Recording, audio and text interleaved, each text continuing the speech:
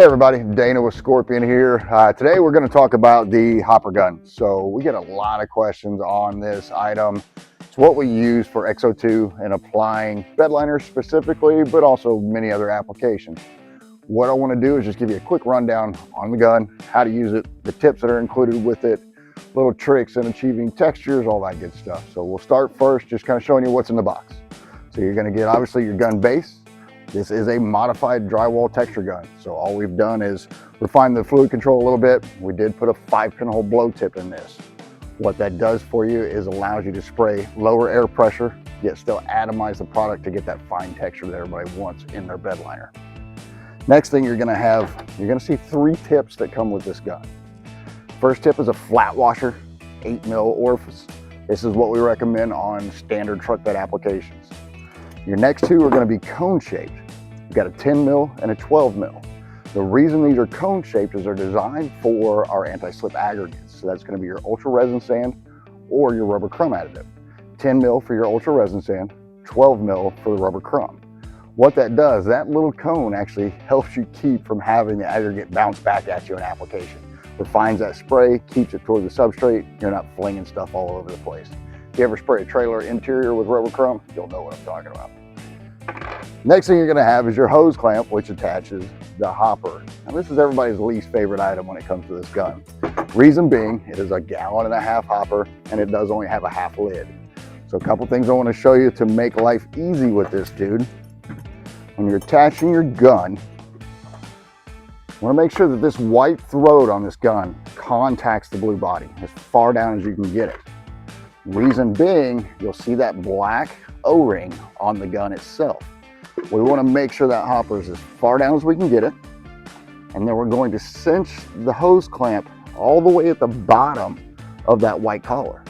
What that does is put pressure below that O-ring instead of on top of it. If you put the O-ring too high, apply pressure to the top of that O-ring, chances are this dude's going to pop off. You've got a nasty mess. So one thing we'll show.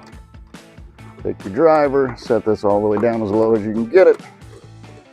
Now, if you set this correctly, there is a nice little trick to it. I get made fun of, but it does work. Do it all the time. You get that set all the way down. When you're spraying your truck bed, obviously when you've got this thing full, you're going to want that hopper forward, or the half lid forward. That way you can spray without tipping.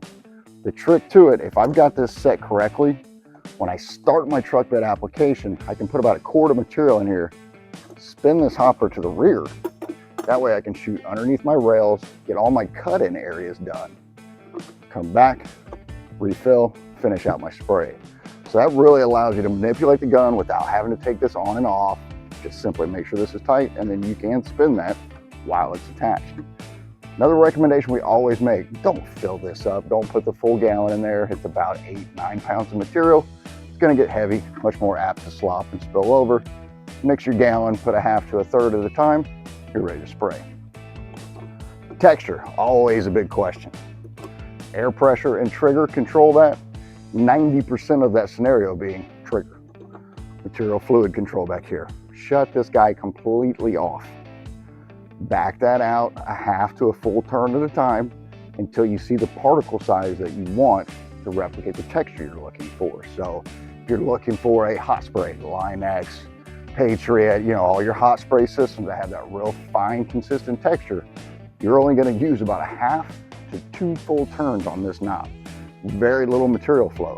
That's allowing that 5-pinhole blow tip to break that material up, get those real fine particles. They build on themselves. That's how you achieve that texture.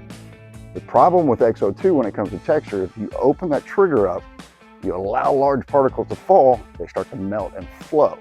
You're never going to get back to that. The only way to overcome that is to walk away for about 15-20 minutes, let that material tack up, come back and texture over again. One other thing I want to show you, this gun is constant air. So as soon as you connect your line, it's blowing air. That annoys people, I get it. 2 suggestions, simple shutoff valve. If you're controlling your pressure at your tank, just put a shutoff. That way you can shut it on and off as you're spraying. Me personally, I install a full regulator here. That way I can control the pressure at my gun on and off as I'm changing out materials, rinsing, all that. Very simple gun. The beauty to it, this is a $55 item. It's not like we're selling you a $400 HVLP. So it is what it is, works great.